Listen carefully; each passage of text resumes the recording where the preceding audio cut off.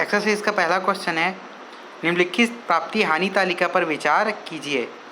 कौन सी कसौटी है? न्यूनाधिक कसौटी के आधार पर विकल्प का चुनाव कीजिए। न्यूनाधिक मतलब अधिकतम का न्यूनतम वाला। जो सेकेंड होता है उसको पहले ध्यान देते हैं। न्यूनाधिक मतलब पहले अधिक देखेंगे फिर उसका न्यूनतम देखेंगे। तो आपको ध्यान रखना है, हानि वाली कसौटी को छोड़ के जितनी कसौटी होती है सब में क्रिया में से पहले चुना जाता है। फर्स्ट है न्यूनाधिक मतलब पहले अधिकतम चुनेंगे। A1 का अधिकतम 5 है, A2 का अधिकतम 4 है और ये A3 का अधिकतम कितना है? 7। और ये जो अधिकतम 3 है इसमें से सबसे न्यूनतम कौन सा है? 4 मतलब A2 के लिए, तो यहाँ सर्वोत्तम विकल्प हो जाएगा आपका A2। सेकेंड नंबर का अधिक न्यून निर्णय कसौटी के आधार पर विकल्प का चुनाव कीजिए। अधिक न्यून मतलब पहले क्या चुनना है? आपको न्यून चुनना है फिर अधिक चुनना है। क्रिया ये क्रिया है। A1 का न्यूनतम मान कौन सा है? ऋण 80, A2 का ऋण 60 और ये A3 का ऋण 20। और इन तीनों में सबसे अधिकतम कौन सा है? ऋण 20। माइनस प्लस में ध्यान रखना है, माइनस में जो सबसे बड़ा दिखता है, बड़ी संख्या होती है ऋणात्मक, वही सबसे छोटी संख्या होती है। ये जितना इजी दिख रहा है उससे ज़्यादा इजी है। क्वेश्चन नंबर 3, ये जो भी दिया है वो फालतू है। मेन क्या निकालने बोला है? मैक्सी मैक्स कसौटी के आधार पर उसे कौन सी वस्तु बेचनी चाहिए। मैक्सी मैक्स मतलब मैक्सिमम में से मैक्सिमम मतलब अधिकतम का अधिकतम। ये A1 का अधिकतम कौन सा है? 220 ये वाला। A2 का है 190 और A3 का है 200। और इन तीनों में अधिकतम कौन सा है? 220। तो मैक्सिमैक्स कसौटी के आधार पर सर्वोत्तम विकल्प A1 हो जाएगा आपका 220। क्वेश्चन नंबर 4, निम्न प्राप्ति लाभ तालिका के आधार पर फर्स्ट बोलता है अधिकाधिक, सेकेंड बोलता है अधिक न्यून, थर्ड बोलता है न्यूनाधिक रिग्रेट कसौटी के अंतर्गत कौन से विकल्प चुनेंगे। न्यूनाधिक रिग्रेट बोल रहा है। रिग्रेट मतलब होता है खेद, खेद मतलब होता है हानि। तो ये एक चीज़ हो गया हानि, इसको ध्यान रखना है। अधिकाधिक और अधिक न्यून एकदम इजी है।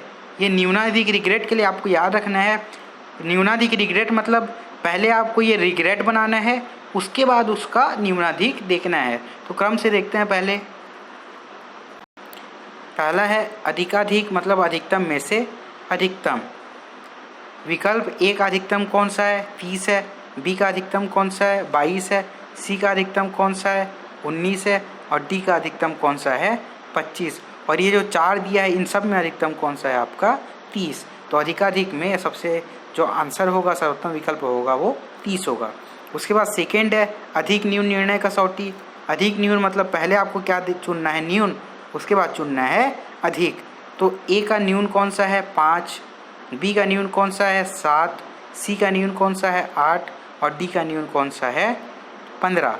और इन चारों में से सबसे अधिक कौन सा है? 15। तो इसका विकल्प हो जाएगा D 15। उसके बाद ये जो दोनों आप पढ़े हो ये लाभ वाला है, तो इसमें विकल्प से चुनते हैं, वो रिग्रेट वाला है। अगला जो है न्यूनाधिक रिग्रेट कसौटी, सबसे पहले आपको रिग्रेट सारणी मतलब सुअवसर हानि सारणी बनाना पड़ेगा। तो इसके लिए क्या नियम है? जो प्राकृत अवस्था होती है उसका सबसे अधिकतम मान चुना जाता है। तो प्राकृत अवस्था P का सबसे बड़ा कौन सा है? 25। Q का सबसे बड़ा कौन सा है? 23। R का सबसे बड़ा कौन सा है? 21। और S का सबसे बड़ा कौन सा है? 30। सबसे अधिकतम मान को चुनना है। उसके बाद ये जो प्राकृत अवस्था का जो अधिकतम मान चुने हैं इसको प्राकृत अवस्था से ही घटाना है। मतलब 25 जो है इसमें आपका ये 5 घटेगा, फिर 10 घटेगा, फिर 18 घटेगा, फिर 25 घटेगा। वैसे ही जो Q का 23 है उसमें 8, 7, 8, 23 घटेगा। ये जो घटा है देखो, ये आप देख सकते हैं। R का जो सबसे बड़ा है उसमें उसके पूरे मान घटेंगे। फिर S का जो सबसे बड़ा कौन सा है? 30। ये 30 में 30 घटेगा, 22 घटेगा, 19 घटेगा और 15 घटेगा। घटने के बाद जो आंसर आता है वो इसी में मैंने लिख दिया है, जो आंसर आता है इसी में लिखा गया है। उसके बाद ये जो सारणी बनी ये बनी आपकी सुअवसर हानि सारणी या फिर रिग्रेट सारणी। इस रिग्रेट सारणी से आपको फिर ये न्यूनाधिक वाला चुनना है। तो न्यूनाधिक मतलब क्या है, अधिकतम में से क्या चुनना है आपको, न्यूनतम। तो ए बी सी डी, अब विकल्प में से चुनेंगे। ए का अधिकतम कौन सा है, 20, बी का अधिकतम है 16, सी का अधिकतम कौन सा है 15 और डी का अधिकतम कौन सा है 15। ये जो दो आए अधिकतम चुन लिए। अब इसका आपको न्यूनतम चुनना है, तो दोनों को, ये चारों को देखते हैं, 20, 16, 15 और 15।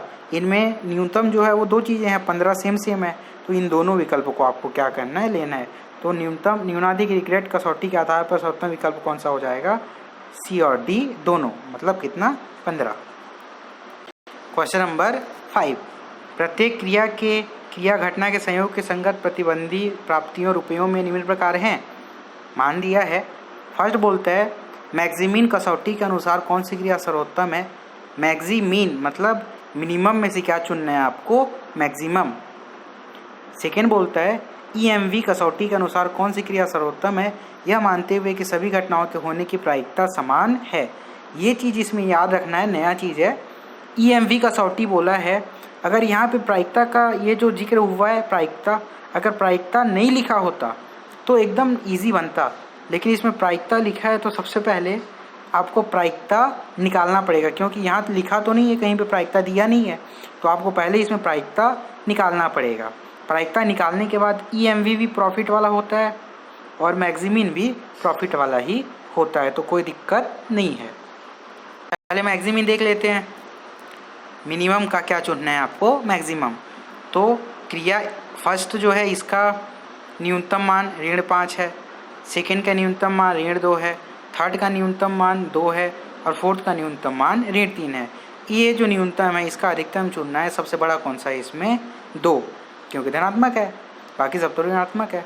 तो मैक्सिमम निर्णय कसौटी के अनुसार सर्वोत्तम विकल्प हो जाएगा आपका 2। उसके बाद सेकेंड नंबर का जो है ईएमवी कसौटी, एक्सपेक्टेड मॉनेटरी वैल्यू बोलते हैं इसको। तो इसमें प्रायिकता दिया है मतलब प्रायिकता लिखा है, इसलिए आपको प्रायिकता निकालना पड़ेगा। तो इसमें प्रायिकता सबसे पहले कुल कितनी घटनाएं हैं, ये घटनाएं हैं 5। प्रायिकता का फॉर्मूला क्या होता है, अनुकूल परिस्थितियों की संख्या बटे कुल परिस्थितियों की संख्या। कुल परिस्थितियां तो नीचे 5 हो जाएगी, कोई दिक्कत है ही नहीं। अनुकूल परिस्थितियां प्रत्येक अपने लिए अनुकूल है या प्रत्येक एक एक घटनाएं हैं मान सकते हो आप, तो ऊपर में आपको क्या लिखना पड़ेगा, 1/5, मतलब प्रायिकता हो जाएगा 0.2। तो आपको ज़्यादा कुछ नहीं करना, एक सारणी बनता है इसमें, प्रत्याशित लाभ सारणी। जो प्रायिकता है वो सब प्रायिकता को जो मान दिए थे उसमें क्या करना है आपको, गुणा करना है। जितने मान दिए हैं सब में 0.2 का गुणा करेंगे, और ये जो क्रिया है पहला, दूसरा, तीसरा और चौथा, ये सब को आपको क्या करना है, जोड़ना है। जोड़ने के बाद चूँकि लाभ वाला है तो सबसे बड़ा कौन सा, इन चारों में सबसे बड़ा है आपका ये 4। तो क्रिया 2 का है कितना, 4। ये आपका क्या हो जाएगा, आंसर। ख्याल रखना है, अगर प्रायिकता नहीं दिया होता और प्रायिकता के बारे में कुछ नहीं बोला होता तो आप सीधा बिना प्रायिकता का गुणा किए ये क्रिया फर्स्ट, सेकेंड, थर्ड, फोर्थ को जोड़ देते, टोटल करते, जो आता उसमें से बड़े वाला जो होता वो होता आपका आंसर। लेकिन प्रायिकता बोला है इसीलिए आप पहले प्रायिकता का गुणा करेंगे, उसके बाद फिर क्या हो जाएगा, जोड़ेंगे।